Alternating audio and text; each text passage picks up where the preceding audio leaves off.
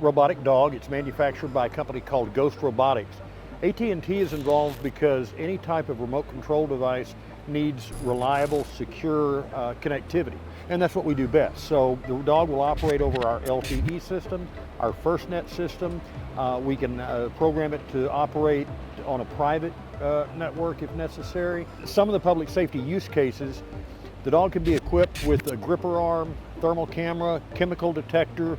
We're working on a platform where we can launch and recover a drone off of it. So basically what we tell people is anytime that there's a situation where the dog is safer and more efficient than a human, that's an application for it, but primarily for the military and first responders. We're out here working with it and demonstrating it and all that, and it looks cute. It's a blast to operate, but it's actually a very serious piece of equipment. So think of a situation where there's a disaster, an incident of some kind, and it's unsafe to send a person in to the rubble or to the whatever's left to look for people.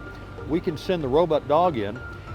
We have connectivity through AT&T FirstNet, built for first responders, or through LTE. So the dog's able to go in, be remotely controlled from basically anywhere in the world, and command can actually look at the scene. They can evaluate what needs to be done. If there are people that need to be brought out, they can assess that safely using the dog before they send a person. Over 8 military bases that are using these dogs for perimeter security, flight line security. With the cameras on the dog and the audio capabilities, it relays real-time information back to their command facility so they can make judgments as to what needs to be done. The dog will self-right. It's hard to knock it over, but if it does get knocked over, it will right itself. If it can't stand back up upright, it will actually come up inverted, and it's still 100% operable.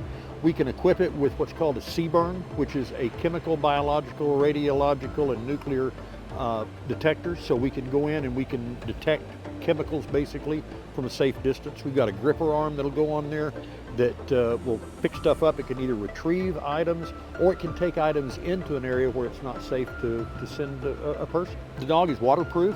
It can stay submerged for up to 30 minutes and up to 1 meter of water. It actually has different modes, and it will sense and adjust to climb hills, to climb over debris.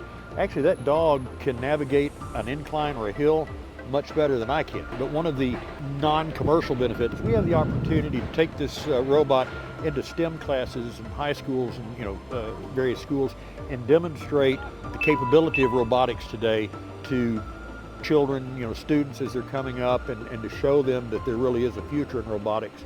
And I really enjoy doing that. We do that every chance we get. I did manage to teach it a couple of tricks if you want to see those. Okay, the first one is stay. Got that one nailed, right? So the other one, and again, it took a little time.